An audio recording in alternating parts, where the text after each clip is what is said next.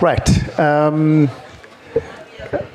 This session is a very critical session in terms of the program because it relates to innovation and especially looking at how this can be achieved with partnerships. And I think the plenary session this morning by Professor George Painter was an ideal example of how collaboration can lead to success. And I think we really are very grateful to you, Prof. Painter, for taking the initiative to come and include our wonderful university as a collaborative partner with the DRIVE program.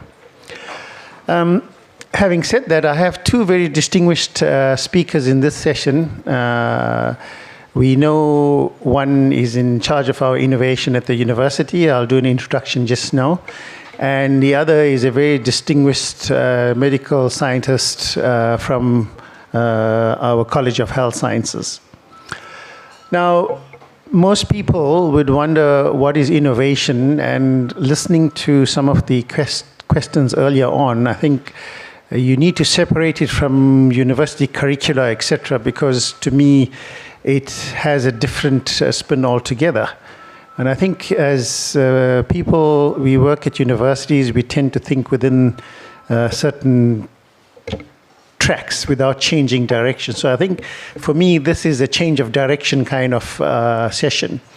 So quickly, just to summarize some of the things that I expect to come out in the presentations from Dr. Nsomi and Dr. Lessels, is that in terms of innovation, there's always idea and discovery. So these are brainstorming sessions which will happen with within the institute and of course within the collaborating partners as well. The second thing would be to evaluate and then to select the ideas that are feasible to be taken and that align with the strategic goals of what you're looking at. Of course, the third one would be the planning and strategy, which is to develop a comprehensive implementation plan that has clear objectives and timelines. The next would be the prototyping and testing to gather the feedback and to refine concepts if needs be.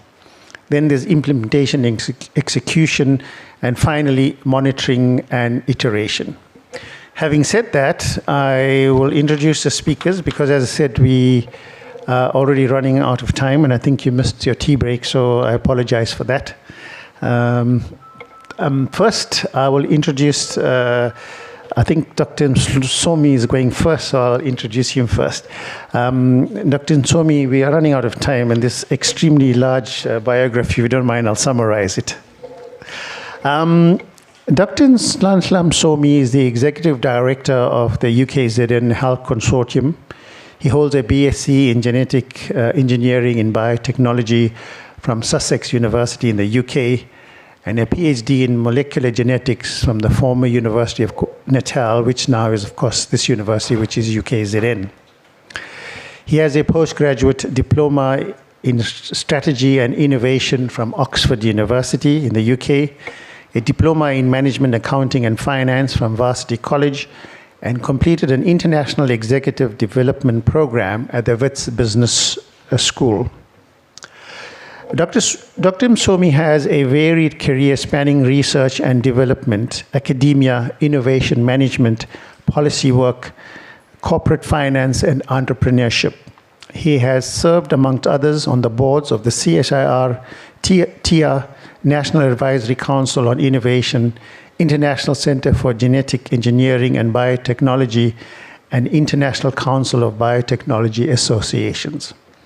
Dr. Nsomi has also served as chair of the Innovation Hub, a member of the Gauteng Growth and Development Agency, as well as a member of the KZN Trade and Investment Board.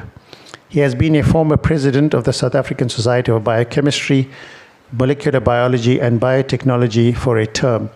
He was a member of the inaugural investment committee of the Southern African IP Fund, managed by Triumph Venture Capital. He also served as the investment committee of Quantum Global Health Fund for Africa, where he contributed to the development of its strategic business plan. Throughout his career, Dr. Msomi has been a co-founder of several companies, including a biotechnology investment holdings company, which had interests in several startups, and a primary holding in Biopath Laboratories, specializing in molecular pathology, and a strategic minority stake in SA Bioproducts, which was involved in industrial fermentation. SA Bioproducts was at the time the largest biotechnology company by production volume on the continent. He was previously a partner in a corporate finance advisory firm now known as Quartile Capital that was responsible for the operation of several public-private partnership funds, notably the KZN Growth Fund. He was a managing director of the Proprietary Investments Division. As part of the latter, he managed the acquisition and growth of CityWorks, a software development firm that is now known as ERP Scale Building Engine. So welcome, Dr. Msomi. I'll just do the introduction for Dr. Lessels as well, because when you finish your talk, we'll have Dr. Lessels, and then we can have the discussion. Dr. Richard Lessels is an infectious diseases clinician scientist at the University of KwaZulu-Natal Research, Innovation and Sequencing Platform, which is known as CRISP, in the School of Laboratory Medicine and Medical Sciences in the College of Health Sciences at UKZN. He's an honorary research associate at the Center for the AIDS Program for Research in South Africa, which we know as CAPRISA. He has a broad and clinical and research interests in HIV, TB, COVID-19, and other emerging and re-emerging infectious diseases. He is currently co-investigator on an NIH-funded multi-country project on HIV drug resistance in collaboration with the Universities of Bern and Zurich, the University of Cape Town, and the International Epidemiology Databases to Evaluate AIDS, which is known as IDEA network.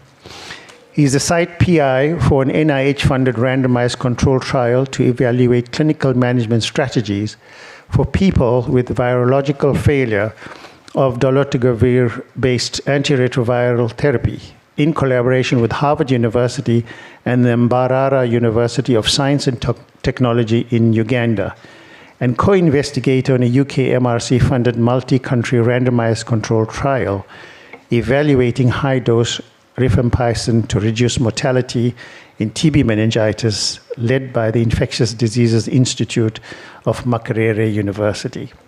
So these are our two distinguished speakers. Just to let you know, you have between 10 to 12 minutes to do your presentation, and after that we'll have question time. So because we haven't had a tea break, I will try and limit some of the questions so that we give people time to refuel and come back for the afternoon session.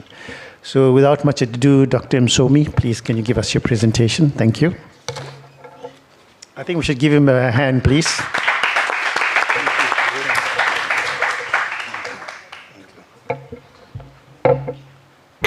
Good morning, or good afternoon, good day, distinguished audience.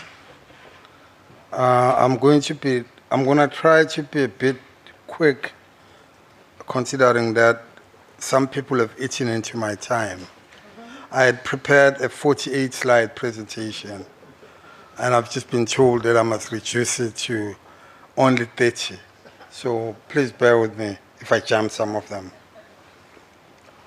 My presentation is really focused on health innovation, primarily because I'm the executive director of the UKZN Health Consortium, and following from Professor Painter, who set the tone for what innovation can do, I will try and do that, but more didactic in the sense that it touches on what the strategic pillars of innovation in an institution like ours.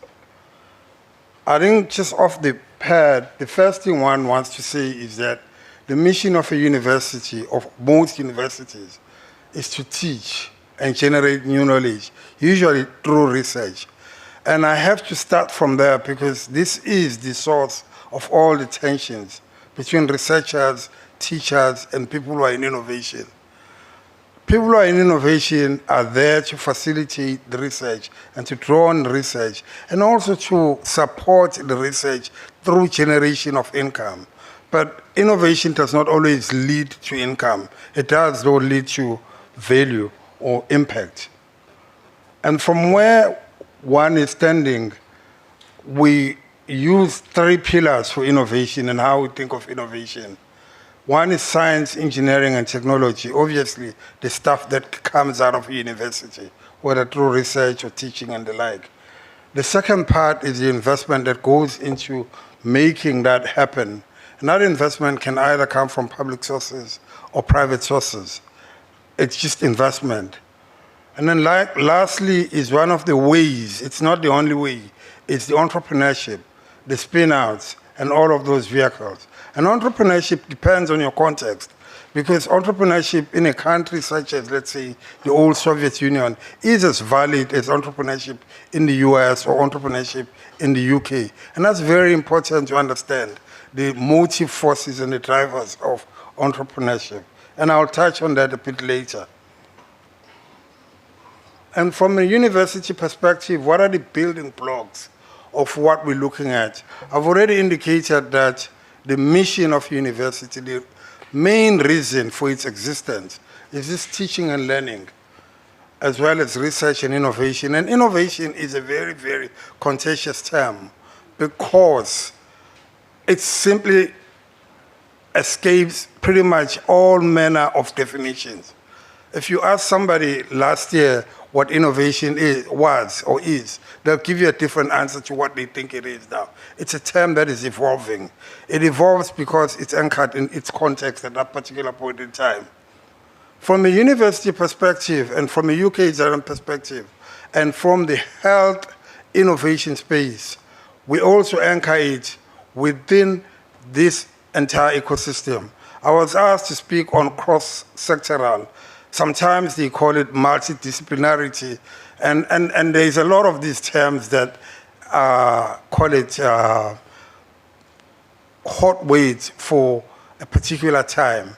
Multidisciplinarity will be something in another 10 years, and it will be a hot term, you know, a byword for that time. But in terms of what we're trying to do, and I will show it with a few examples, in the UKZN Health Consortium, we work, or we intend working with some of our colleagues within the university through the university framework agreement, such as ASRI.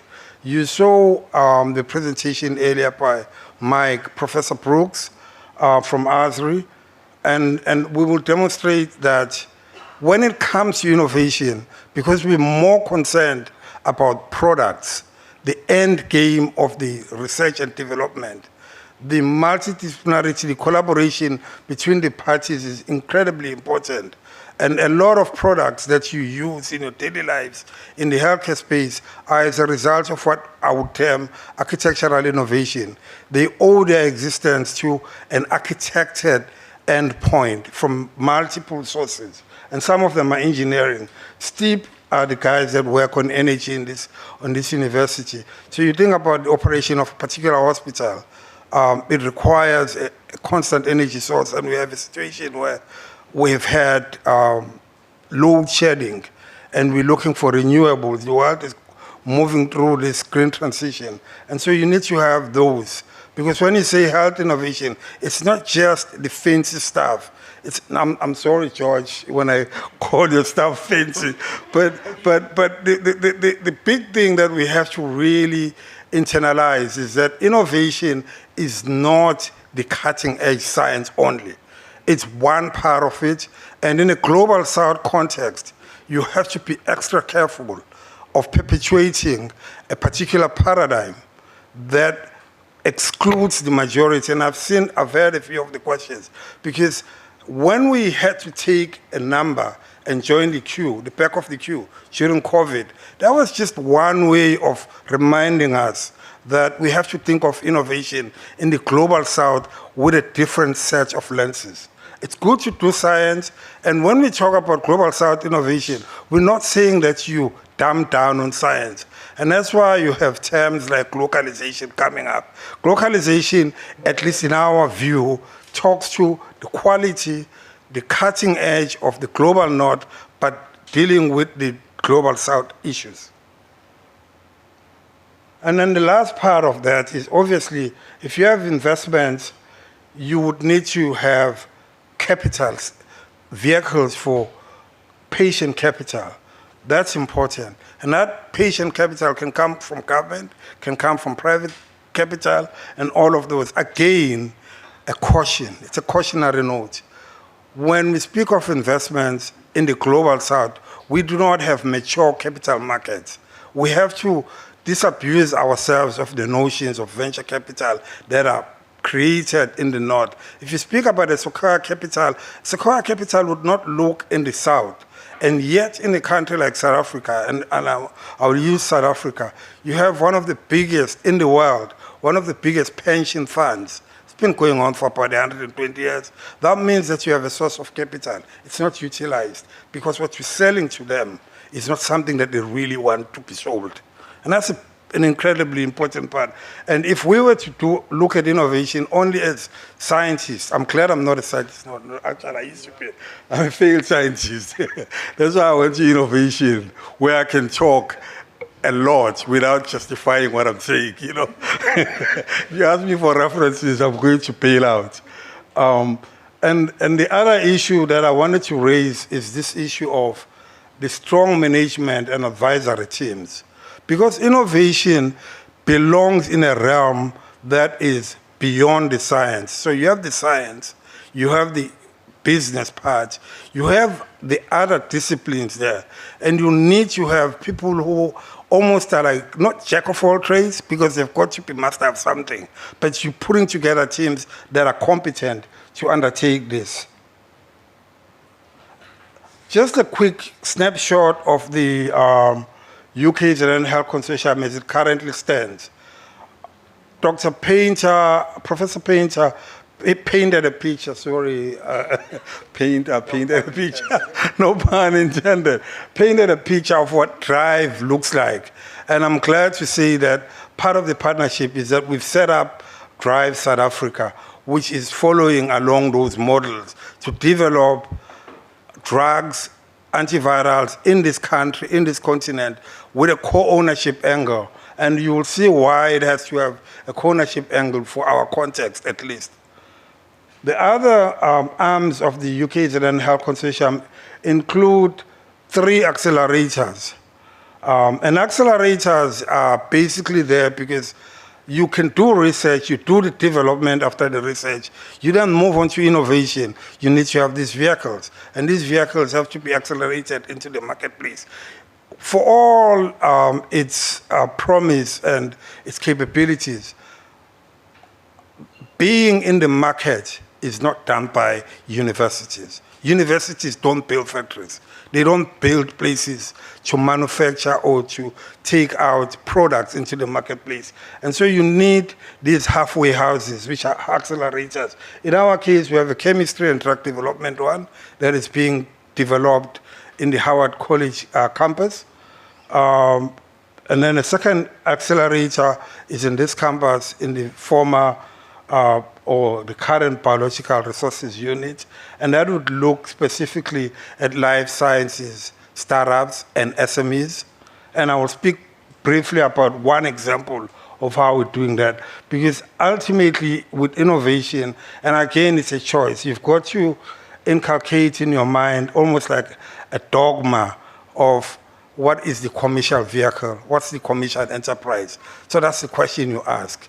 You're not asking a question about the science. You're not saying you're dumbing down the science, but you're asking the question about how do you get it to the market. And then the third accelerator is data analytics, AI, quantum computing.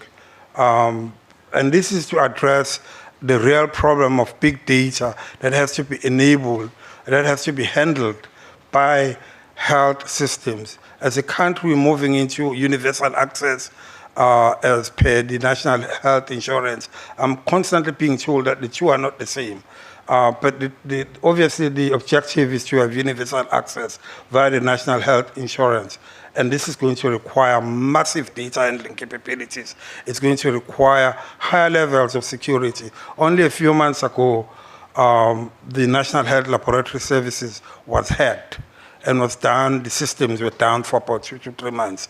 And this quantum computing capability is going to play a critical role to help in those. And how do you make all of this happen? The clinical trials unit is what I call the underpin and the enabler of most health innovations. You have to have the clinical development, and to be able to do the clinical development, they will have a slide now where we speak of clinical development arbitrage, because that is the most expensive part. And then obviously a lot of this requires collaboration with other colleagues across the university space, whether it's from law and management.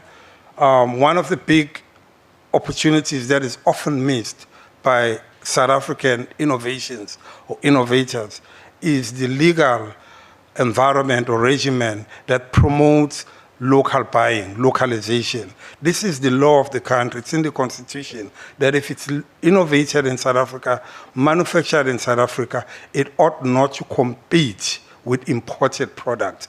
And you can take whichever department to the constitutional court on that. And you require the brains in an institution like that, like this, to handle those cases, because no commercial law firm would take on a case like this. Because in essence, it can't take a case against itself. These are their clients. So it's almost like advocating for an activist approach to make innovation the driver of healthcare in this country. And just some quick wins within the realm of the UKZN Health Consortium. Drug development, you've heard about antivirals. I'm not going to go through each one of them. I'm just going to point out that the strategic capital within UKZN is a development partner. And the other issue around innovation, the model that we are adopting, is that the innovation does not have to come from the university itself. So in other words, when you talk of innovation, university is an enabler and a facilitator of it. It can be done, and it ought to be done with partners. No one university in this country can do it by its lonesome self. And that's the model that we are pushing, the regional innovation system model. And how to make that model work is through the clinical research arbitrage. It's because this university has an incredibly well-developed clinical research capabilities. It stretches back to decades and has been successful, particularly in areas which would normally be ignored. And so that is, now is the time to pivot that. Under the diagnostics and devices, and I think Professor Painter showed us a slide which was encompassing the 3 pillars, which is vaccines, therapeutics, and diagnostics. And with diagnostics, we already have an institution within the university. My colleague who's going to come after me will speak to us around the CRISP, maybe, I'm not sure, I've not seen his presentation. But that is one of the organizations or entities in this institution that was leading during COVID in identifying new variants. Point of care diagnostics, that's the future of an effective and an efficient healthcare system. Research tools. Doing innovation, at least in the life sciences in this country and in most of the continent, is extremely expensive. And part of the reason for that is we import everything. Your enzymes, your low-tech buffers, even the equipment that I would call low-tech. And part of the reason I say low-tech, I know this is the line of the elders in the life sciences. Those who remember the 80s, all of the stuff that has since been commercialized, that we now import in this country. And I see another elder from way back then. We used to make it in the lab. And part of what we are talking about in terms of the research tools and the conversion of that accelerator, that was the second accelerator, is to try and manufacture and produce these items in this university, in one of the campuses. But not just for the university, but for the surrounding ecosystem, be it universities or diagnostic labs. The guiding framework, as you can tell, for innovation where we sit, is for us markets, technologies, as well as the organizational capabilities. I'm not going to speak too much about the organizational capabilities because they have to be built. They have to be built from a framework that is sustainable and that is context specific. It currently does not exist. And the technologies, as I said, you'll be getting them from wherever, dictated by the need, not dictated by the fanciness and the beauty of the science or the technology, but the need, and how you reverse engineer it into the market, appropriate markets with appropriate pricing and all of those things, with a specific mission of making healthcare accessible to the vast majority of our people. Innovators in this case are system builders who build systems anew. And I think for a university like UKZN, you have an incredible opportunity, or we, not you, I still keep speaking. We have an incredible opportunity. I'm being punished now for being nice. He's telling me to step down, so it's fine, I will step down, I will step off. We have an opportunity, and I just want to just maybe hop on this a bit, of leading in disruptive innovation. There's two issues, and it's something that I'm quite passionate about, is that we have to socialize an innovation model that works for us. And for us as a continent and as a country, disruptive innovation is a model that works because it does not talk to the type of technology. And I think when people say disruptive innovation, 90% of the time they think you're talking about high-end technologies. Disruptive is about the market. You are disrupting the incumbents. And I think there is no shame in saying that if the incumbents are big multinationals in this continent, in this country, they have to be disrupted. And universities are the places where you can do it. You cannot do it from industry, particularly if your industry is shaped around being non-innovative.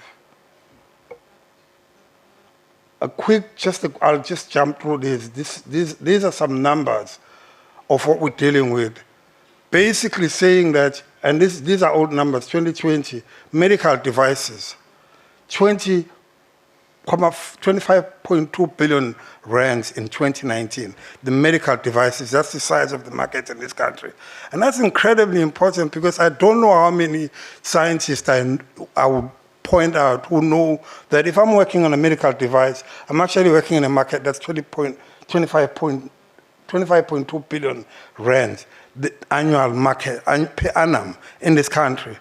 And that starts to give you a sense of why innovators have to be cross-sectoral. They have to be having more conversations with people who do this work. And these are economists in the main. So we drive ourselves into a corner and not speak to people like economists. The farmer market or the consumables market, at least an industry I know a bit about, is 3.31 billion. I can see my former partner is looking at me and saying, why did you hide these numbers before we delisted? And then the pharmaceutical industry is about 48.6 billion rands. That's the size of at least 3 or 4 small countries in the continent, than their entire GDP. And this is what we're talking about in terms of the market. The one case study, number one case study that I just want to highlight is an open innovation one, looking at the supply chains for reagents. I've already spoken about the cost of importing reagents, not just the cost to the healthcare system, but the cost to education and to doing research. If you are going to continue to import enzymes, import things that you can do or manufacture in South Africa or in Africa, just a quick picture of one device. It's a pocket PCR machine. This cost about, well, we call it a pocket PCR machine. which will be 3D printed and will cost about $120 US. I don't know how much you're paying for PCR machines. So it says 22,000 rands. Okay. I rest my case. Smart medical devices, and this is something that it's a task that we were given by ASRI. Mike Brooks is seeing this for the first time. Part of innovation, as I said, we start from the market. The clinicians within the school, the College of Health Sciences, have defined, as well as the Department of Health, who we met about 2 weeks ago, 2 or 3 weeks ago, have defined non-communicable diabetes as one of their biggest challenges, and challenged us as a university to go and figure out ways of addressing these challenges. And we've conceptualized smart medical devices, starting with continuous glucose monitoring. It will require the capabilities of somebody like, if you can send people to the rocket, to the moon or Mars, wherever, you literally can do this easily. But we need to define it from the College of Health Sciences. So that's part of our framework. And I've detailed out what the capabilities of ASRI are, and hoping that he's not going to stand up and say, no, we don't have those capabilities, because he's seeing it for the first time.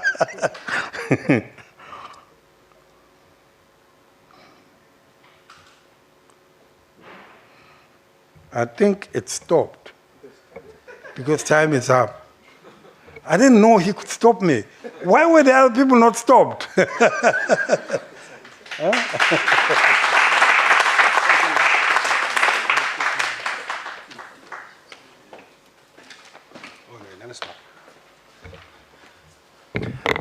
Dr. Msomi, thank you for that very inspiring presentation. And I think it sets the scenes for the discussion that we'll have after Dr. Lessel's lecture. And I think your passion and your drive for this, forgive the pun again, Professor Painter, really is very inspirational indeed.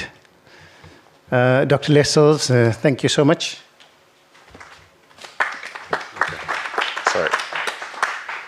If you need a pointer, is this orange button. Okay, thanks very much. Thanks so much, and it's really great to be here today. Yeah. And to follow on from the talks, I must say that I feel quite out of my depth. And when I received the invitation to this day and to this panel session, I wasn't sure whether to accept, because I felt quite not in a strong position personally to talk to this. But what I hope to do today is just talk a little bit about what we as a group at CRISP learned during COVID and how we've taken that forward in really thinking about innovation in the genomics field and linking and really understanding the power of partnerships and the importance of building long-term partnerships. I was struck by Dr. Painter's talk about how drive is not just come out of the blue with UKZN partnership. This is on the back of a long-standing partnership that's built over many years. And in learning about partnerships and internationalization, that's something that comes out very strongly for me, the need to nurture partnerships over a prolonged period of time, build trust, build respect, and then drive forward on the back of that. So there's been quite a few mentions about COVID this morning, and it can be quite traumatic still to go back and talk about COVID. But essentially, as Dr. Painter highlighted this morning, we've lived through this experience of COVID and understood in real time the importance of working internationally and working in partnership. And from our perspective in CRISP, with the expertise in genomics, we obviously knew from very early on in the pandemic that we were prepared to respond and to apply genomics as would be needed during this pandemic. And although that was initially, we weren't clear what the role of genomics would be, we very quickly understood how important it would be. And for any of you who remember the early days of the pandemic here in South Africa, this was something we were involved in very early, being asked by the Minister of Health to go and help investigate a hospital outbreak of COVID here in Durban. And here we were able to use genomics immediately, apply them to understand how this virus had caused this outbreak in this hospital, and really show the power of genomics in application during this pandemic, not just to understand the virus and its spread, but to then go beyond that. And then from that, we could understand the importance of building local partnerships and partnerships within South Africa. And although we talk about international partnerships here today, most of you in your own fields know that actually international partnerships can sometimes be much easier than building partnerships in South Africa, or even building partnerships in your own institution and working collaboratively with someone on the same corridor as you. And actually that was something that we took head on in COVID, is actually bringing all the groups together and working collaboratively.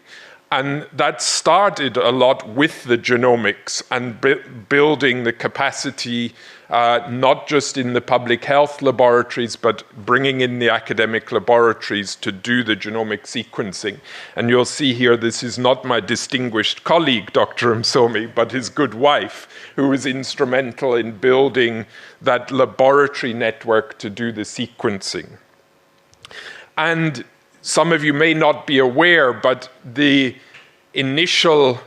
identification of the first variant, the beta variant, actually had a link back to that hospital outbreak, because it was through building the partnerships with the private sector.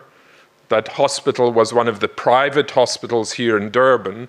And because we'd established a connection through supporting them with the outbreak investigation, that private hospital network was the first group to recognize that something was changing in the epidemic in the Eastern Cape around October 2020, because their hospitals started filling up again with very sick patients. And they alerted us to this fact, and we got samples rapidly through the network sent up to Dr. Msomi's lab here in Durban, and we then got them at CRISP to sequence, and we identified this new variant. And that was something that continued then through to Omicron, where it was one of the private laboratories that was the first to detect something changing again in the virus. And through the sequencing network, we could rapidly identify then that this was the Omicron variant.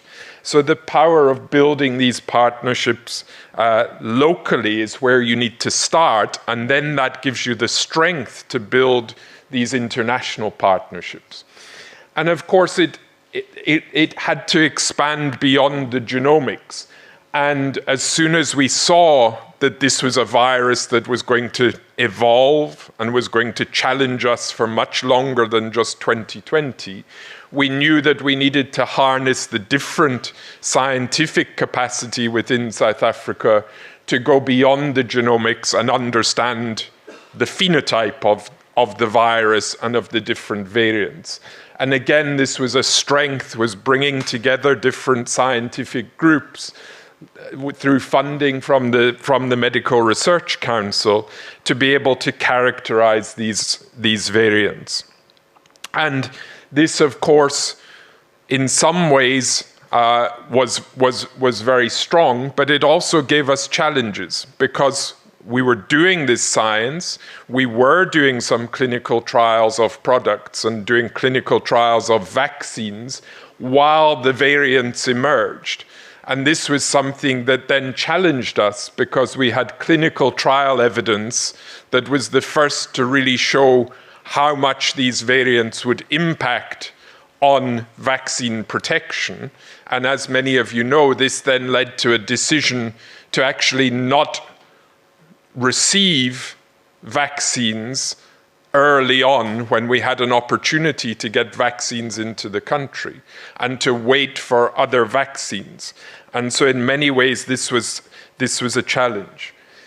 And there's been a lot of talk this morning about how this research, the characterization of pathogens, understanding of pathogens, of course, we're then left with this huge problem of inequitable distribution of the medical countermeasures. And that's why through building these in-country networks and partnerships, that needs to then link to all the new developments around, for example, vaccines with the mRNA hub in Cape Town. But now I'm seeing very clearly how it all needs to link also to drive and to other measures here. Because we'd built this strong network in South Africa, we were obviously in a strong position, and there was a lot of demand to help support the pandemic response across Africa and to help build partnerships and networks across the continent. And this was something that we took very seriously and continue to take seriously, is building these partnerships across Africa, where CRISP and our partner lab, SERI in Stellenbosch, are a kind of specialized genomic center for the African continent. And this is also linked very strongly to training and building capacity to do the sequencing in countries. And we were able to show quite clearly how through building these partnerships and networks across Africa, we could show impact in terms of the sequencing results, the access to genomic results to inform public health measures.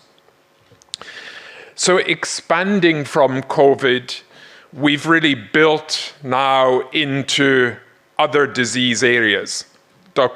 Professor Painter highlighted very clearly the importance of having broad platforms, not focusing on one specific disease. And so one of the big things that we're now involved with is a consortium called CliMaid, which is really thinking about climate-sensitive diseases, and particularly arboviruses, arthropod-borne viruses, and many of the pathogens that Professor Painter highlighted in his priority pathogens.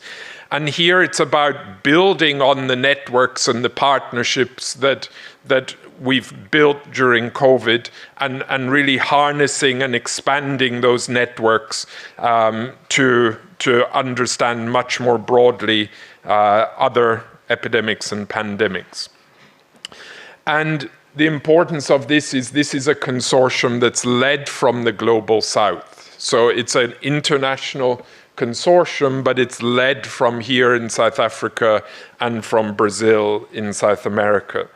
And this is something where we're already seeing a lot of collaborative work to really understand better a lot of these same pathogens that Professor Painter mentioned: dengue, chikungunya. We've just published a couple of papers on Oropouche virus in Brazil, understanding this virus. Mpox, not climate-sensitive disease in the traditional sense, but also clearly important for the African continent. So here, this is about building on what we've grown during COVID and really expanding it and using it now much more broadly, and linking it into all the innovation for the medical countermeasures for these things. And it's very clear that link needs to be strengthened. It's all very well characterizing these diseases, characterizing the impact they have on populations, but we need to link to the innovation. And then just to finish off, just to come back, one of the diseases or the pathogens that's not on that list of priority pathogens, and we're sometimes at risk of forgetting about, is of course HIV. And we can't be at UKZN, at the epicenter of the HIV epidemic, and forget about HIV, which still causes 1,000 deaths per week in South Africa. And this is where we had started at CRISP. Our genomics capacity was really built on HIV research. And the reason we could respond to COVID was because of what we'd built up through HIV. So we've also shifted back into that area to make sure that we're still addressing this pandemic that hits hardest here in this province, in this country. And here the importance is that although we're making a lot of progress with HIV towards ending this as a public health problem, we're still got some way to go, and we're very reliant on a single class of drugs now, or a single drug called dolutegravir, and similar drugs which are going to soon be starting to be used for HIV prevention. And there's not a big pipeline of drugs beyond that, because in most of the world, there's not a big market for it now, because HIV is very much a lesser public health problem. And so one of the things that we're back getting involved with is really understanding very clearly HIV drug resistance, particularly to this drug, and then evaluating countermeasures, evaluating diagnostics and treatment strategies to prevent and to manage HIV drug resistance. And that's just a couple of the projects that Anil mentioned in the very kind introduction. So this is a project where we're building on existing partnerships. So here, this is research that's embedded in an international network of clinical cohorts where we can very quickly get in and get the benefit of that existing partnership, and to get a rapid understanding of dolutegravir resistance as it's emerging in high prevalence settings. And again, here the key point about HIV is when we understand HIV drug resistance, it often initially comes from subtype B HIV, which is the predominant virus in Europe and North America. And we often don't have understanding of the other subtypes which cause the vast majority of infections throughout the world. And then this is a partnership and a study that we're doing together with Harvard University, Massachusetts General Hospital, and in partnership with colleagues in Uganda, is going beyond understanding the resistance, but looking at what do we do now with people who have virological failure, who may have resistance to these drugs. What are the options left for us in terms of treatment? How do we best manage these so that at a population level, we reduce the impact of HIV drug resistance? So that's just a little walk through what the kind of journey that we're on. As I say, I see myself very much still as a learner in terms of building these partnerships. One of the key things, as I said, in learning through COVID, and particularly the partnerships across Africa, is really that need to commit for the long term, to build and nurture these relationships with institutions in other countries, to build the trust, to build the respect, that it's a true partnership, and that it's not one-sided. And that's the same whether we see it as South-South collaborations or South-North collaborations. We all have the same responsibility to build these partnerships equitably and with trust and respect. So I'll finish there and hope we have some time for discussion.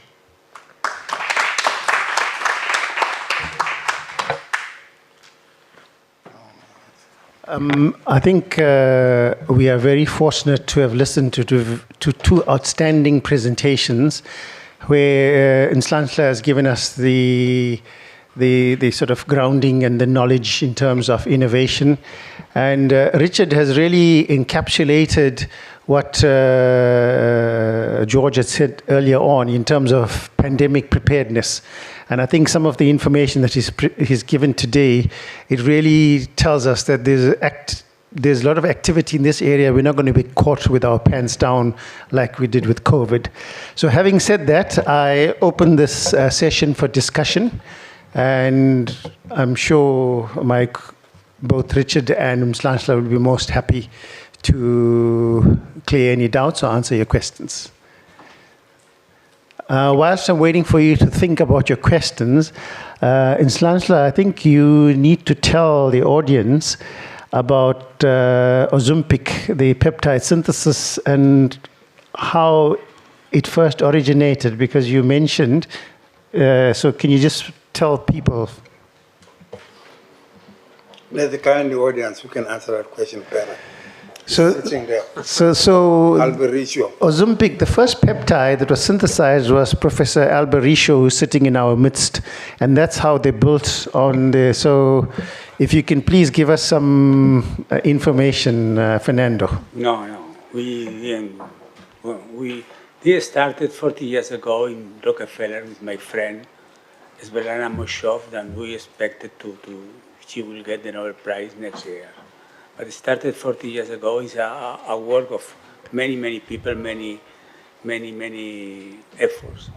In our lab, we patent a very nice synthesis of the peptide, and right now our patent is being used for several companies for producing Ozempic. But it's amazing about this peptide, and also put the peptide on the top of the pharmaceutical. Means right now we're talking about billions of dollars, the market of this peptide, Ozempic and tirzepatide. Tirzepatide was designed by my PhD student Jordi Alsina in Barcelona. Was with me 20 years ago, and right now it's in Lilly.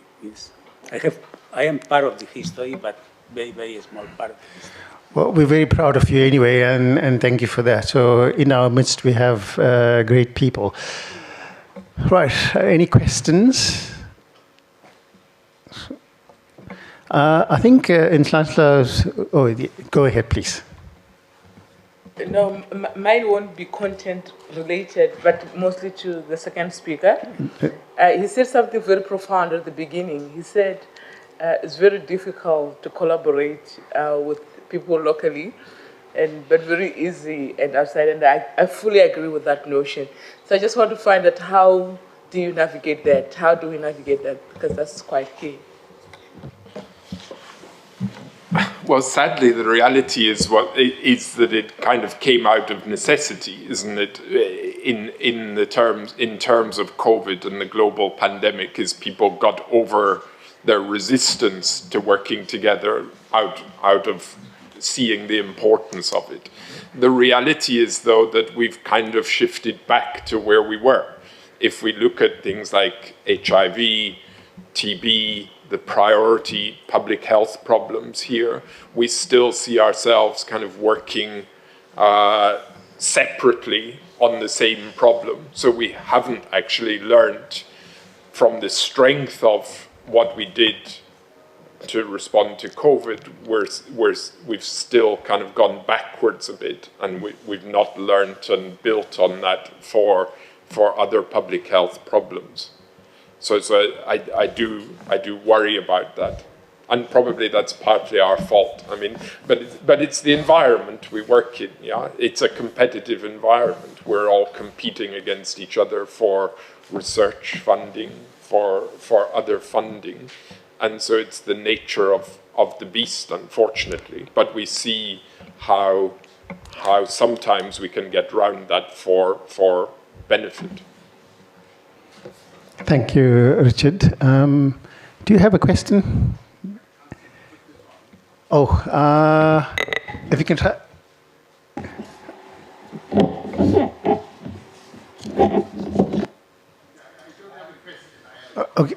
Sophie?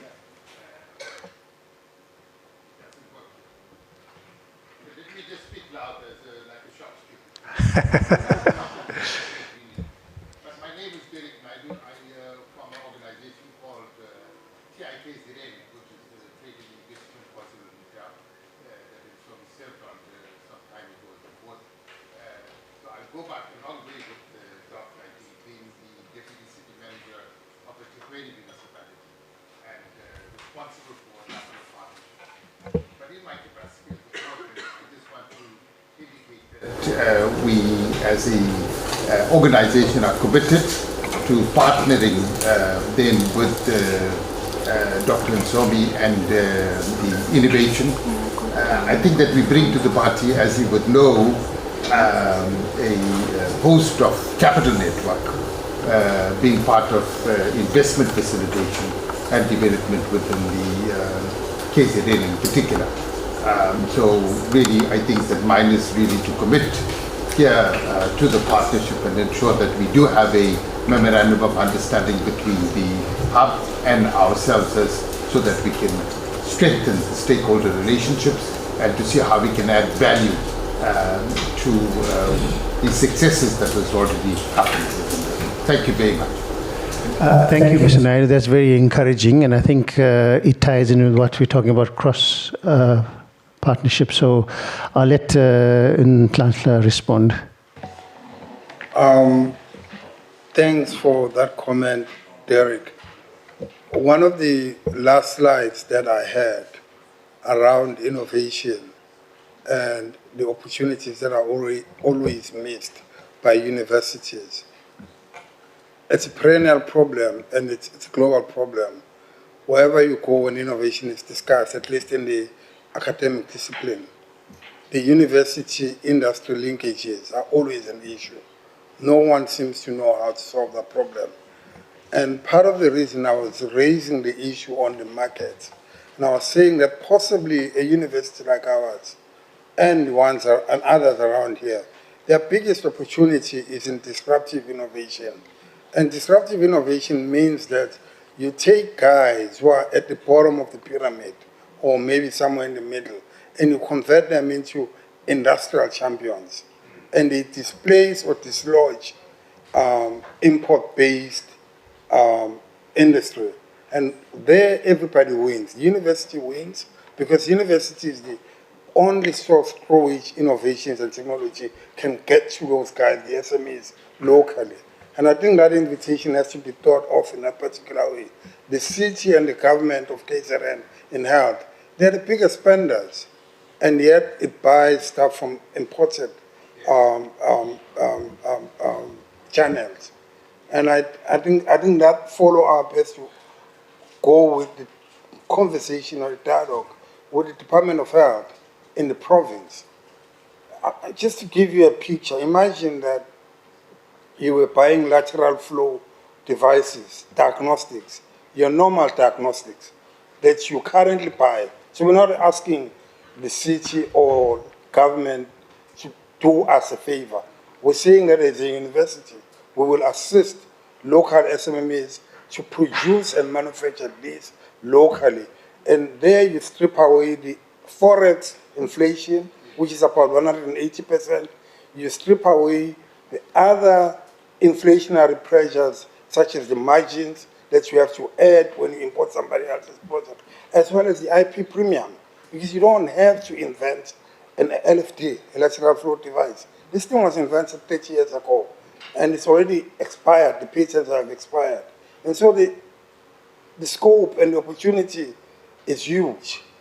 And I think the universities have to think about that. But within the universities, our College of Health Sciences does not understand how IP, intellectual property flows, work. The College of Law and Management Studies, they do. But they don't think it's a problem that they should be addressing with. And this is what you were saying, we don't speak to each other within the same institution, let alone speaking to people who are the market, who can make all of this work. Thank you, Nhlanhla. I think that's a very relevant point about Richard's silo mentality at the university. So we're actively working on that to break it down, and I think you put that in your slide as well, working with the other colleges. So yeah. Our director from ASRI. You're a space scientist and you don't know how to turn a simple device. They all are green on your side. It's flashing green. Your lights are on. Okay. Just to make two comments. The first is that I want to support the comment that Dr. Msomi has just made, that we've discussed, about facilitating innovation in the university system. So one of the biggest problems that we have in our program, we're trying to build rocket technology. One of the biggest headaches I have is not rockets, it's procurement. Yeah. Now, I understand, we all understand that there are rules, there are regulations, we know why they're there, Public Finance Management Act, all of that. But if we are to innovate, and if we are to do it in a way that allows us to compete, in our case with SpaceX, in your case with biomedical companies, we can't do it with the existing systems. They have to be changed to facilitate innovation, and that means fast procurement. It means procurement of unusual devices quickly from overseas or wherever it is, materials, software. So that's just my first comment, is that, and I know the university is addressing this, and I'm very, very pleased with that, but we have some way to go. And the second is just a comment, Dr. Msomi, that we made it into your slide, and I'm glad we were in there, because just to say that apart from all the rocket work, we are looking for ways to use our advanced manufacturing capabilities, the new facility that we're building, for the purpose of commercialization. So we're standing ready to work with you as soon as we have a viable product and project to go for. Thanks. Thank you very much. I think no academic at the university can tell me that they've had honeymoon with procurement. So I think it's a problem throughout. And you're right, the Vice-Chancellor is trying to address that, and I'm hoping that with the new restructure that we'd be able to, I don't think they can keep pace with your rockets, but they'll be able to at least get procurement done faster. Are there any other comments or questions? Because we've got about a minute left before this session expires. And I'm going to give you further bad news, is that I believe the chair for the next session has just told me that lunch is delayed. So I think you're going to go into that session, am I right? And then I don't know if it's a whole session or half a session before you go to lunch. It's a plenary. It's a plenary. This audience has missed tea as well. So having said that, I think I'll bring this to a close. And it just leaves me to thank these two distinguished speakers for the wonderful information they've given us, and to thank you for your time.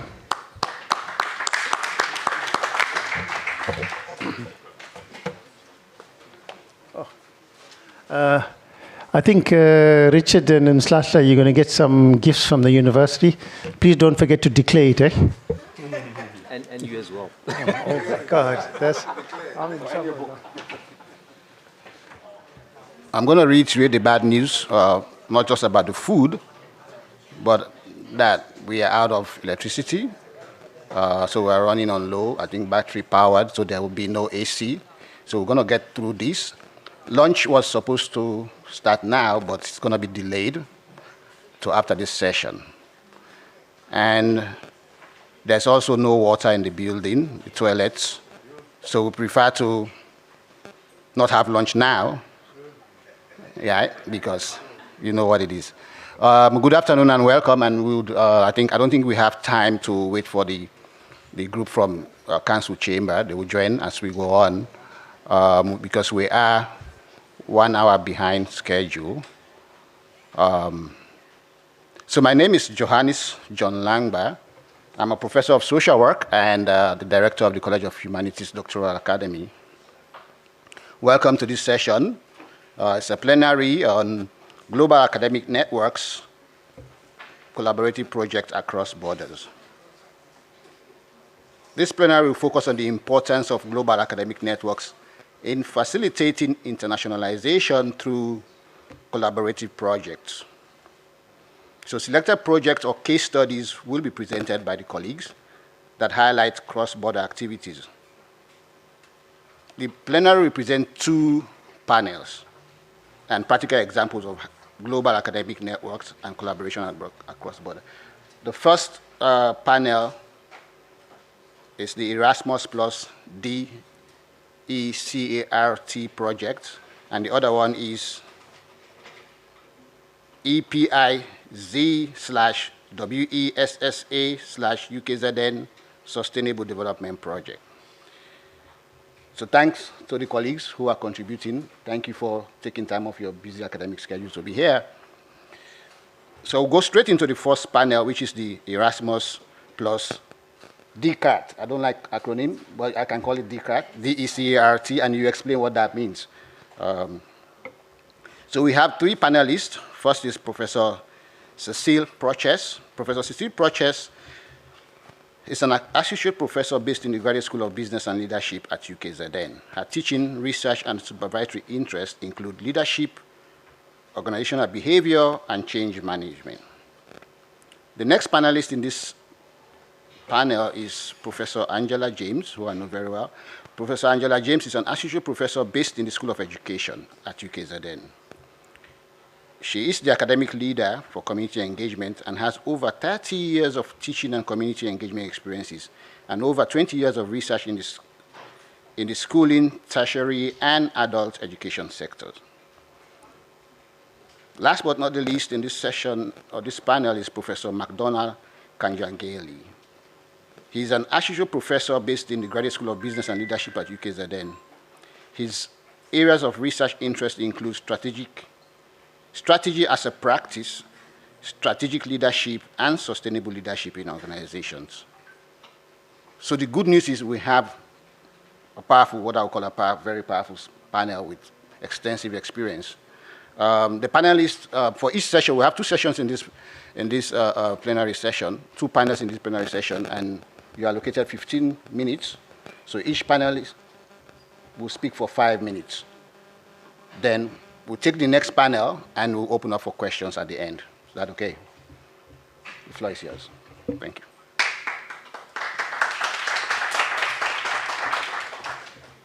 Okay, thank you, Prof, for the warm welcome and for the introductions, and thank you for the audience for being here. I know it's a very difficult position because we're keeping you from lunch, but I hope that you find the session very interesting.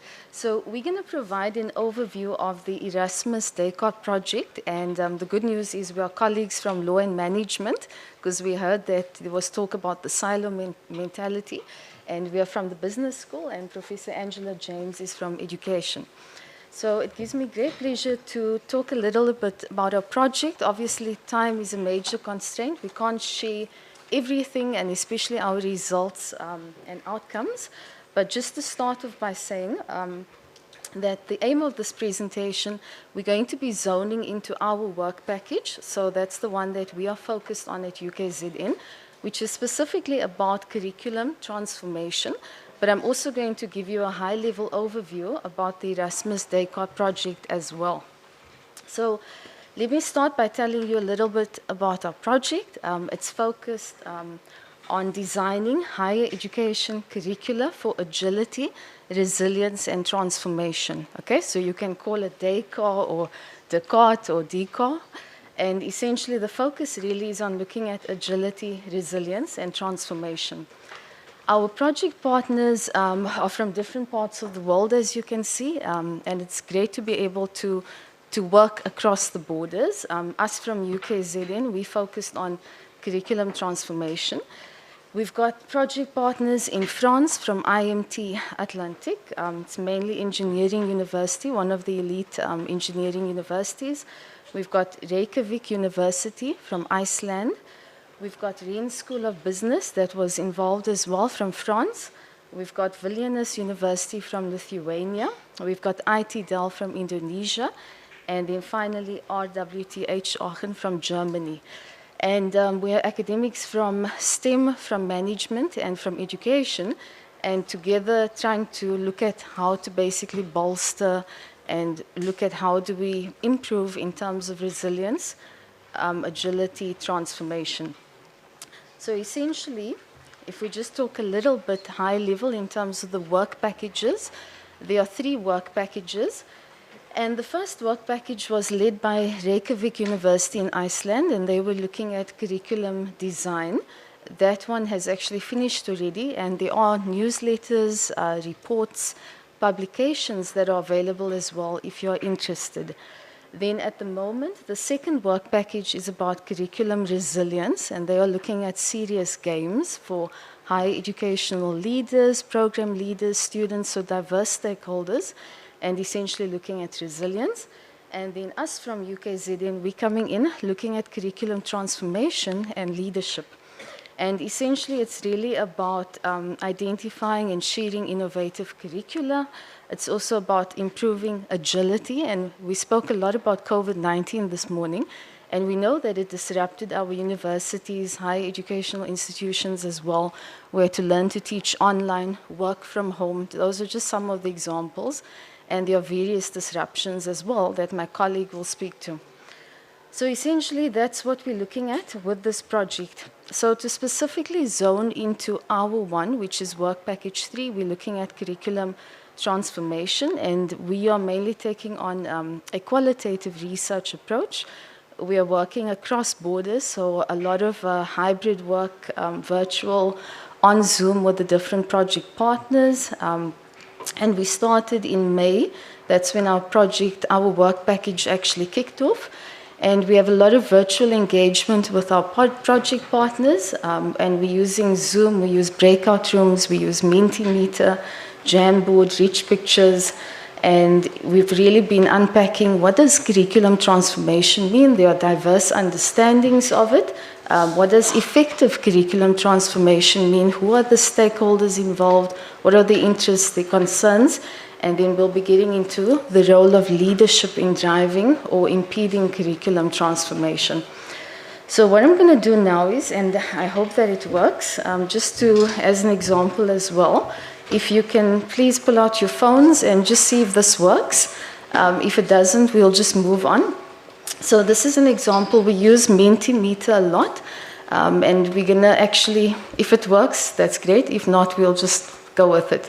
So you'll be directed to a question which is going to ask you, according to you, what's your understanding of curriculum transformation? And I'm really looking forward to seeing the responses with such a diverse audience. So if you haven't used Mentimeter before, you'll be able to add in 3 responses and then submit, and it's all anonymous. Okay, so you won't, your name won't be attached to the response. Okay, I hope it's working. Can somebody just confirm for me, please, that it is working? Okay, awesome. Thank you. Okay, so let me give you a few seconds. Yeah, very quickly, just to be able to see what comes through. And then I'm going to start already, because we're short on time, just to start sharing the responses. And remember, it's live. It's going to be changing and making you very dizzy. But these are some of the responses from you as the audience. Okay, so what's curriculum transformation? So innovative, adding courses in English, change, being student-centric, being responsive, and I think that's very important as well, considering all the changes in higher education, being relevant, disruptive, and my colleague MacDonald will speak to that. It's also about non-traditional, the context, so whether it's the local context, and in our context, maybe decolonization features a lot. So the words that are standing out are innovation, relevant, change. So let me just give it 30 seconds, and then after that, I'm going to hand over to Angela, who will be taking you through our findings with our project partners and showing you some of the results that came from engagements with them. Okay, so I think I'll stop there, but you can see what stands out: innovation, change, and being relevant. Okay, right, Angela. So, good afternoon, everybody. As Cecile pointed out just now, obviously there are a number of questions that we have worked with, and our team is not just the research team as such, but there are also the colleagues within those respective universities who are also engaged and who also participate in these particular meetings as well. So as you can see from the findings with regard to the question that we asked you just now, here are the responses from our sample group. There were 23 responses, but obviously with Mentimeter you can have as many. So what does curriculum transformation mean to you? And quite clearly, if you think about the words that came out just now, it was change, which was one of the significant ones. And here within our group, I can quite clearly recall when we went into our breakout rooms and the group that I was working with, one of the participants said, "I don't know what transformation is. I've never heard of that word before." So obviously from our particular context, that is something that is so part of what we do in our lives. And you can quite clearly see from these words, adaptation, innovation. Yes, there's flexibility, but at the same time, notice involvement of parties, and I think you can read the others on your own. So I'll just leave it for a few seconds and then I will continue. Okay, so obviously looking at the understandings of curriculum transformation, quite clearly, moderate revisions. Now, when we start thinking about moderate revisions, to what, where, how, why? And this is pertinent to the work that we do because those questions underline a lot of the types of thinkings that individuals have and then the plannings that need to take place. So it's not just the thinking and planning, but then there's the action as well. So it could also involve more fundamental changes such as adaptation to the new pedagogy involved with the new metaverse.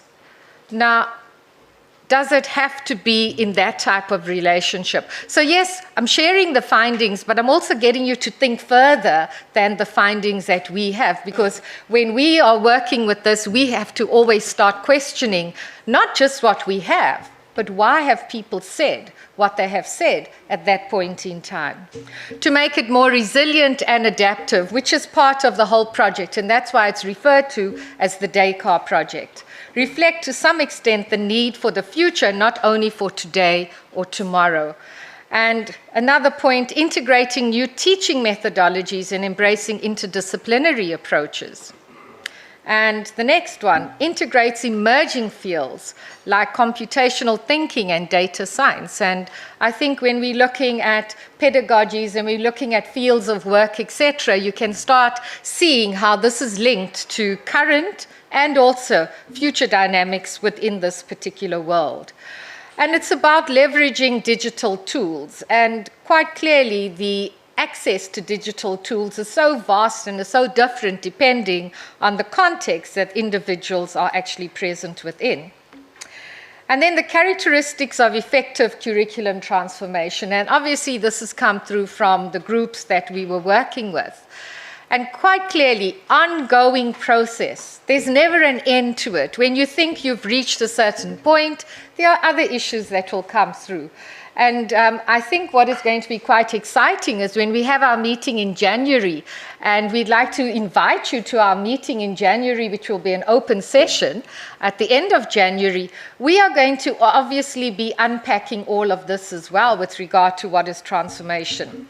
Interdisciplinary learning. Make curriculum more accessible to learners. Now you have to start thinking, so who are the people making it more accessible? Is it learners involved in the process as well? Or is it only lecturers, staff, etc., who think they know what needs to be done more than what the students actually know? Align with industry needs. support from leadership, and that is such an essential one. It's either going to be something that's going to be an enhancer to curriculum transformation or to negate the whole process. So one is always looking at leadership, but we have to also take the whole perspective that we are also leaders in the process. So there's not just leaders, but we are all leaders. Professional development of staff, and obviously to visit other university staff and students to exchange, to learn with and from each other. And I think that's what we're doing right here, right now. MacDonald, I think you can go on to disruptions. Thank you. Thank you very much. I'm going to talk about disruption. And I think here we have already been disrupted. We don't have the aircon. We were supposed to have lunch at expected time. We have been disrupted. So disruption, the way we understood is, it's something that actually makes one not to continue as usual, or not to continue as expected. We were expected to be touching knives, but that has not happened. So we were looking at disruption because the program is focusing on resilience, bouncing back when an adversity happens. But not necessarily back, but also forward, meaning you are becoming better than the pre-crisis situation. So we should not only thinking about coming back to the previous, but also to a better. So when we ask these people about the disruption that they experienced, what came out from our partners was the issue of, you can see, natural hazards. Probably because some of our partners are from Indonesia, where they experienced volcanoes, and Iceland. So they talked much about natural hazards, which disrupted them in the way they had wanted to deliver the curriculum. But you can also, some people saying, not understanding, as Angela said, and decolonization, digitalization is among those things which probably disrupted them. They had to do things differently than they had anticipated. Crisis and emergence in some contexts were seen as disruptions. In other contexts, regulatory issues also came in the sense that the government placed some regulations such that academics would not do as usual or as expected. So these are some of the issues which they mentioned as disruptions. You can see student workload is also coming there. You may want to do something or a particular exercise, but because of the student numbers, probably that may not be feasible. It would disrupt the way you had intended to deliver that particular curriculum. Then, disruptions in this particular program are related to VUCA, in the sense that there's change which is happening very fast. And in terms of curriculum, what do you do when there are changes which are happening very quickly? The challenge is to create clarity and vision of the end result, because these changes will be happening, but you need to be able to create the vision, the desired future state, if everything goes as intended. So we are living in a VUCA environment. There are also issues of uncertainty when it comes to curriculum, and there's lack of clarity regarding issues because there are developments that we don't expect which are happening. The issue is to create understanding in terms of what is it that you would like to achieve for your curriculum to be agile and to be resilient. Okay, and then there's complexity which requires clarity, and the issue of speed in making these changes is also very important, which talks to agility in times of ambiguity where there is no clarity in terms of direction. I was getting a signal that I don't have enough time, so you can be assured I was disrupted. but I will conclude. But I will conclude. Now, our work package is indicating that curriculum transformation is a complex process. It involves different stakeholders, for example. And the understanding of what is being transformed and how we are transforming it is not uniform. So we need to engage with these diverse understandings of curriculum transformation, and which stakeholders should be there, should not be ignored if we are to understand transformation. And we need to be agile.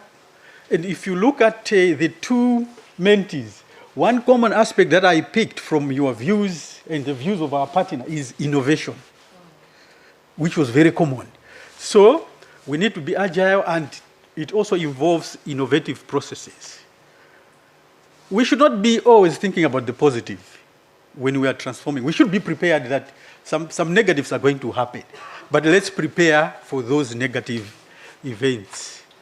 And it is critical to adapt to external and internal needs. You know, industry is asking us to come up with graduates that are employable.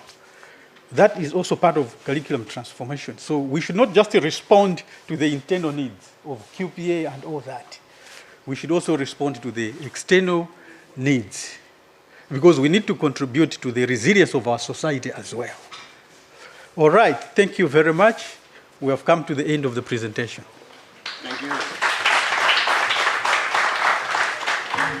Thank you.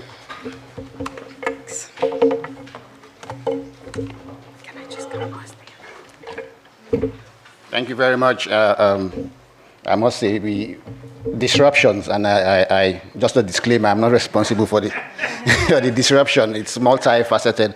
But thank you for a powerful presentation. It's a practical example of how you collaborate on a multi-country project, such as the one you presented, that includes 6 countries, I think, from probably 4 or 5 regions of the world. It's amazing how you pull that off. Where's my? So do you don't have a? I don't have a presentation, but I'll fetch my laptop. Okay. So whilst we wait, You got your own laptop you want to use? You got presentation? yeah, just to add disruption and how we innovated here. Instead of going for lunch, when the toilets are not fully functional, we go for lunch afterwards. So. That's innovation, right? So while she's setting up, I just want to introduce the panel for the EPIZ/WESSA/UKZN Sustainable Development Project. I hope you would, spell out those acronyms so that the audience know exactly what they mean. Ronika Mudali is an associate professor and deputy leader in the Science and Technology Education cluster at UKZN, and that's her, my colleague. She was the plenary speaker at the 3rd BRICS Young Scientists Forum and has been appointed by the Government Department of Planning, Monitoring and Evaluation, that is the South African government, to develop the COVID-19 country report to be presented to the Cabinet of South Africa. Her research in science education focuses on the devaluation of indigenous knowledge and the socio-political matrix within which knowledge is generated. Hold on. It's embedded, sorry. Our next panelist is Dr. Sebastian Sanjigadu, who is a postdoc on the Critical Social Justice Project at UKZN and a biological science education lecturer in the School of Education at UKZN. He has recently been invited to Russia as one of the 12 young scientists from South Africa to engage in the 4th BRICS Young Scientists Forum to be held in November 2024. Congratulations. His research focuses on the use of education for social justice from a global South orientation. And last but not the least, and this is very important that the colleagues have included an undergraduate student as part of the panel, which we encourage. Ms. Ivor Como is a 3rd-year undergraduate student whose specialization is creative arts at the School of Education. She is a youth volunteer at WESA and has received numerous academic awards. Thank you for being here. I'll call on the first.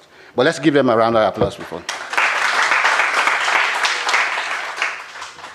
Good day, colleagues. The UKZN International Office, together with the community engagement sector at the School of Education, under the leadership of Professor Angela James, worked with an NGO in Berlin called EPES.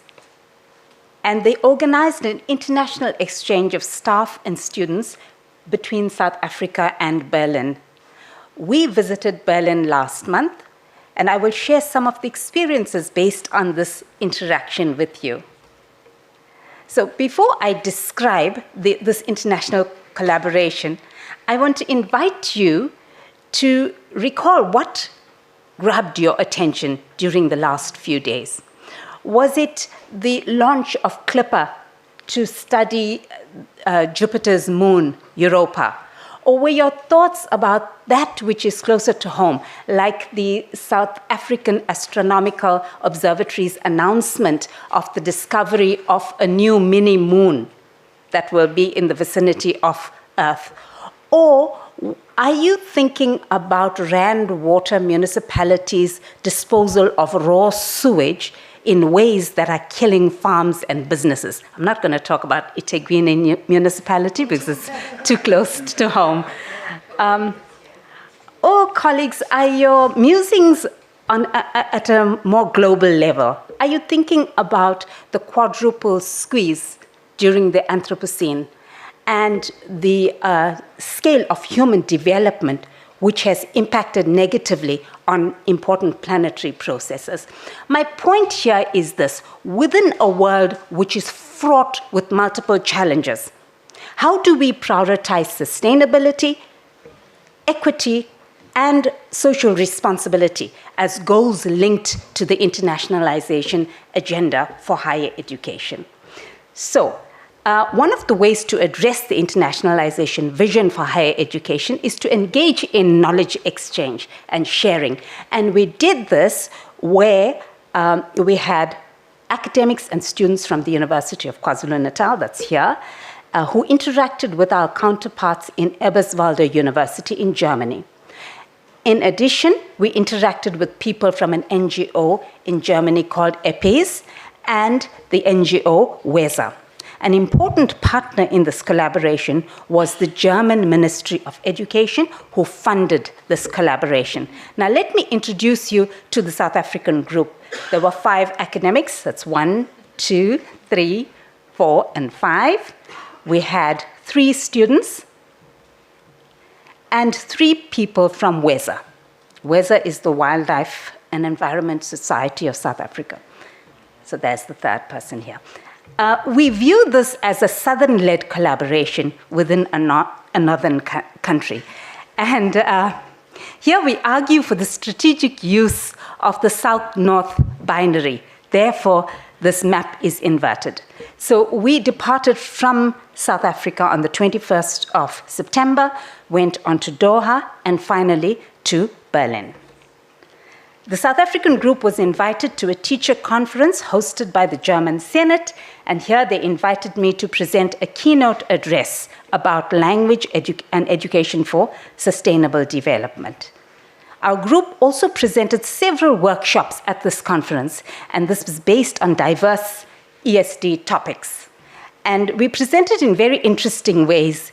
We presented using games and play and role play and poetry and that kind of thing.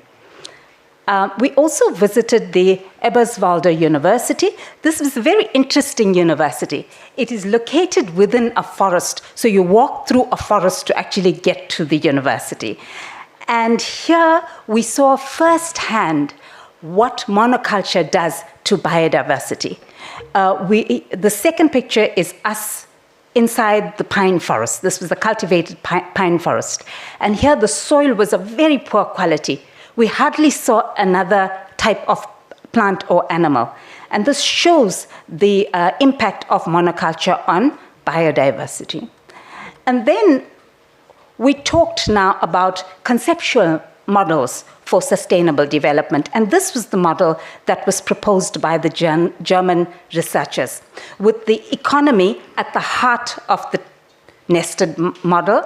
And they said that the social systems depend on the economy and that the social systems are nested within a wider global ecosystem. And then they called us to critique this, which we did. And I think they didn't expect that we would critique it in the way we did. I think the critiques and the participation from the South African group was really very intensive and quite unexpected by our German counterparts. So our criticism was this, that the economy is at the heart of this nest. And we argued that this is based on an ideological capitalist agenda. That same agenda which has destroyed ecosystem health and created the surpassing of planetary boundaries. So that was our criticism. And the model which we proposed had the African philosophy of Ubuntu at the heart of education for sustainable development.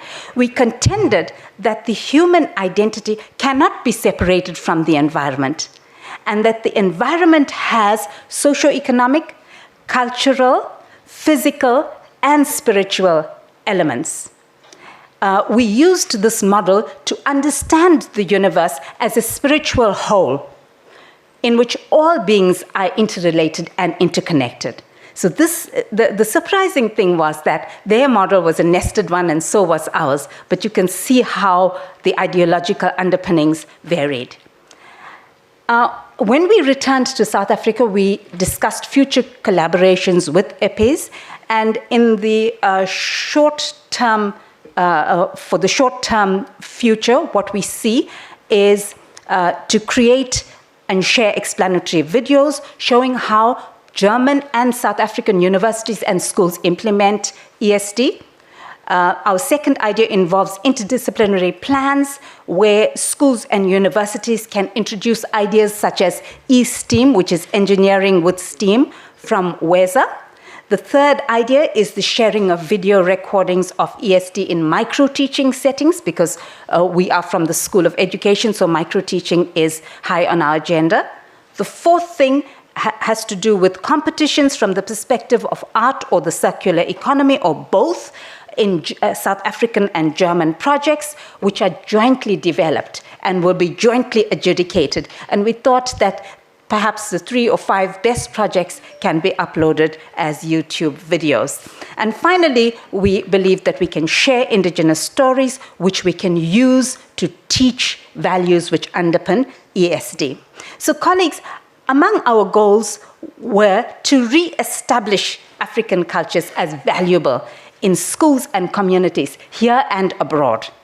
We did and will continue to do this while learning from others, like our German counterparts, and we will adapt what works in our context. And Dr. Sanjigado will tell you more about this. Thank you.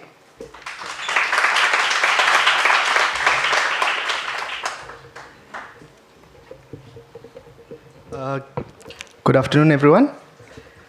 I'd like to focus my presentation on internationalization and the Morisco model, a model that we learned about in Germany. Sometimes I question, is it really good to be an academic because you tend to be critical about everything? I wish I went there when I was quite young. I'm still young though. Because I didn't just look at it from an isolated, superficial manner. Because of our intrinsic connection, geopolitical connection, and our history of South Africa to Germany, I had to be critical about what I was observing, what I was learning, and I tended to question myself throughout the process. So enjoyment was really an afterthought. Historically, internationalization used to be narrowly focused on diplomatic and cultural considerations rather than economic imperatives. It was more focused on emphasis on student and faculty engagements with limited attention paid to broader institutional strategies or global competitiveness. It was more of a donor-recipient kind of relationship We go there, we collect, and we come back. And our experiences are very nice and beautiful and a wonderful experience. And I wish to go there again. But we've now looked to move towards academic mobility and exchange programs aimed at fostering cross-cultural understanding and cooperation. There's a huge immigrant population in specific countries that we visit, many South African and African people that we met who try to hold on to their identity. And when we come there and again regurgitate what Frantz Fanon speaks about, black faces, white masks, it becomes difficult for them to identify themselves within us and as Africans. So we try to really as much learn, but also impart our own knowledge and understanding as well, which got a few applauses because people were not expecting young people, people of color to present in a certain way with critical thinking, but also focus on critical doing. So as much as we looked at the partnership, we tried to understand it in the context of South Africa and the BRICS, which looks at an equal partnerships of unequals. Giving consideration to, as much as we are within BRICS, we should not ignore and forget our connection to the United Nations, but also the SADC region. So looking at global South-to-South cooperations as well, trying to improve those. Since 2009, when we looked at BRICS, poverty rate in our country seems to be on a steady kind of increase.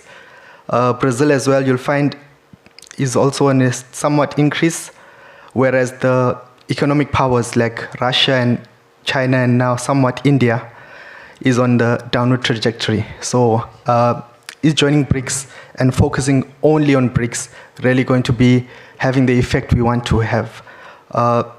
So we looked at it in that context as well. We were exposed to a model, so looking at the Morisco model, which was proposed at Eberswalde University, where they spoke about adaptive management of vulnerability and risk in conservation. So they called it the Morisco model using those acronyms.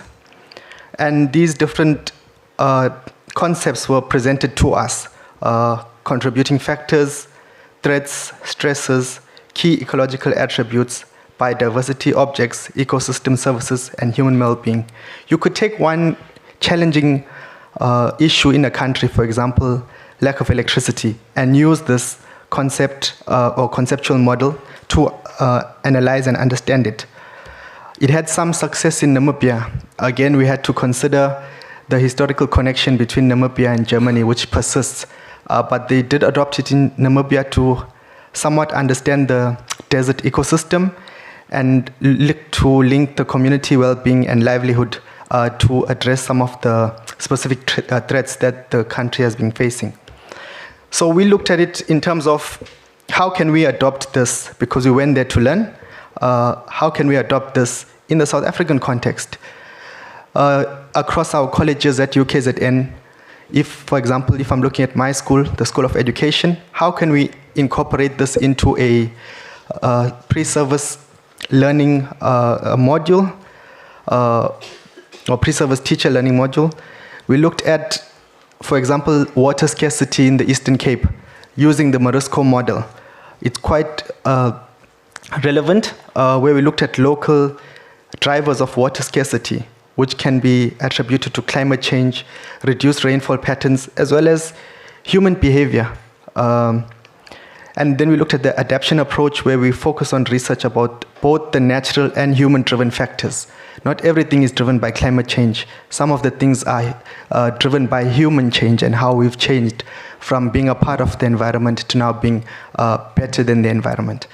And we looked at also primary threats until we come to something called human well-being, where we can now ensure access to clean water for communities. So this is kind of the analysis trajectory that the Morisco model helped us to develop, and we're looking forward to working and engaging further with the colleagues from Berlin on how we can adapt this and adopt it in a better manner. From our learning, we just took a few of these key points, which was engaging key stakeholders. I was surprised to find that universities and the government work so closely hand in hand that the lecturers are some of the teachers in schools that are taken to teach at university as well. We looked at monitoring and adaptive management, which is important, policy and infrastructure support, which the Morisco model could assist us in various dimensions, and infrastructure improvements, looking at the example I spoke of, the Eastern Cape and water scarcity. Are we really looking at repairing our pipelines and our infrastructure? Have they even been changed since 1994? We need to question those things. And of course, coming and linking to Ubuntu is the community-based conservation. Our universities are found in various provinces, but you find those provinces are the ones facing water scarcity, poverty, unemployment, highest rates. Are we really having the impact that we want to have? Or we're collecting data and writing research only about it? Do we go back and conduct longitudinal studies? Do we go back to the community where you did your PhD in and find out how they are doing? So we're looking at these kind of engagements with EPIs and how South African stakeholders can leverage expertise from the global north and the global south to allow for innovation in terms of participatory stakeholder engagement, social awareness, interactive workshops and simulations like the one we are in, customizing content for local relevance, like we did with the Morisco model, and highlighting shared values. I thank you.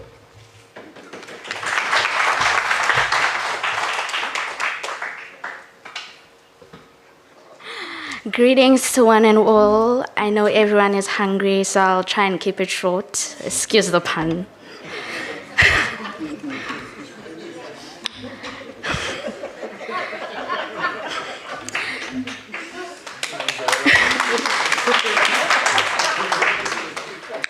So I will be presenting on the views of students on an international program collaboration between UKZN and APs. So when the three students got the email that we were selected to be part of the APs program, we were in disbelief and overall felt like the whole world was opening up for us, as none of us had ever traveled abroad.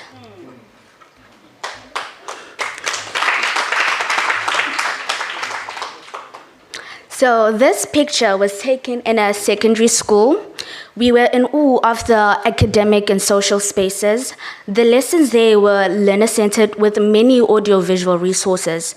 There was also a use of code switching as a pedagogical strategy to deepen conceptual understanding, which we felt was very beneficial for learners, as not all of them fully understood English well.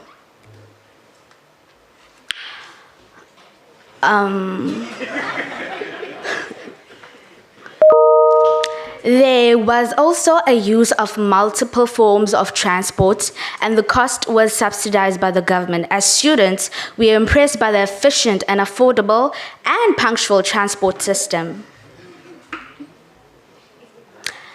This is a picture depicting the bees that we saw in the city. So the city-wide move towards sustainability was the introduction of bees in Berlin. People and the bees now coexist harmonically in the city.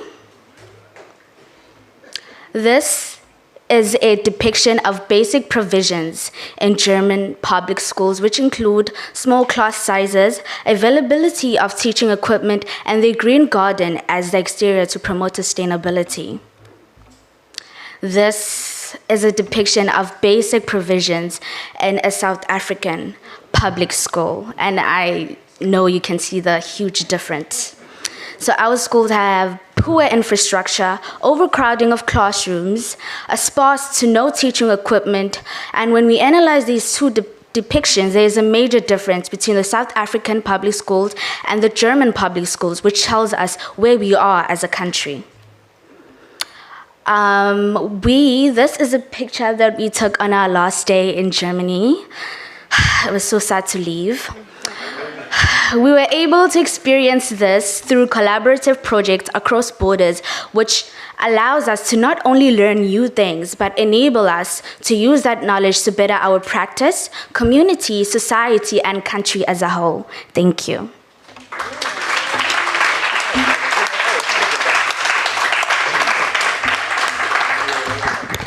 Can we give her another round of applause?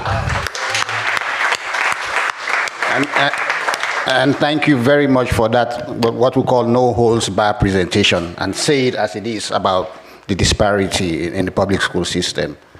Thank you very much. And as the student said, her and myself are not going to be standing between you and lunch. So we'll try to make this as quick as possible so we can go have some food. We have probably like 10 minutes or less than that for questions and comments. I would want you to introduce yourself when you raise your hand before you speak.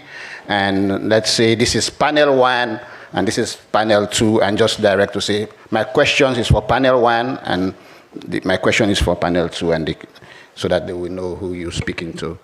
Are there any questions, comments?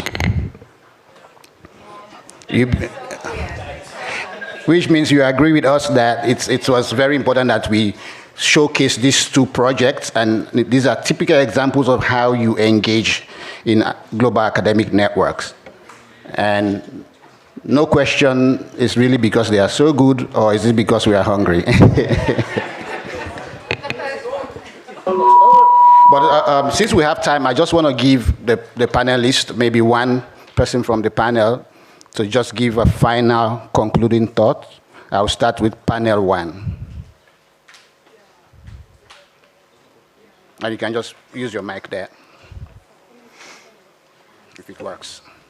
There's no electricity. You can come. Yeah, you can come up.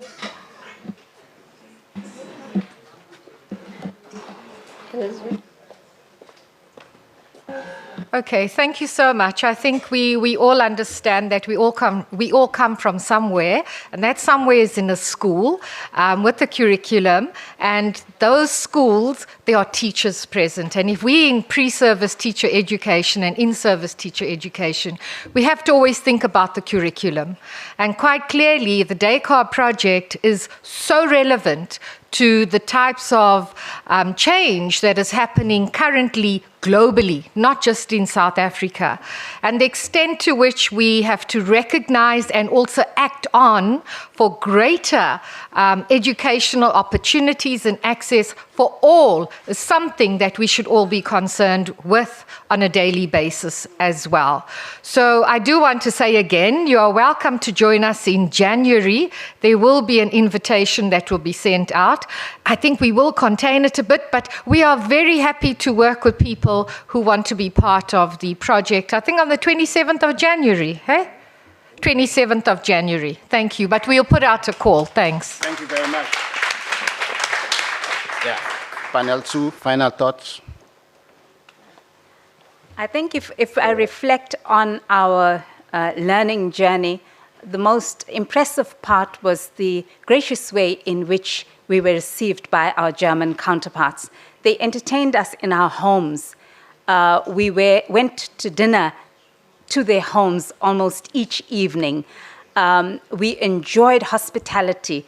They fed our bodies with food. They fed our minds with ideas, new ideas and thoughts. And they fed our souls with their hospitality. And I think that if we don't articulate our gratitude to our hosts, then we would be missing a very important point. So thank you, everybody. In conclusion, I just want to thank the panelists for engaging us and sharing with us about how to conduct or implement global academic partnership. Thank you very much. I understand lunch is served at the same place, like yesterday in the courtyard, garden courtyard across, and it's unfortunately have to be shorter than yesterday, 20 minutes maximum. And you know, because, right, toilets are not functioning. So, thank you very much, and yeah.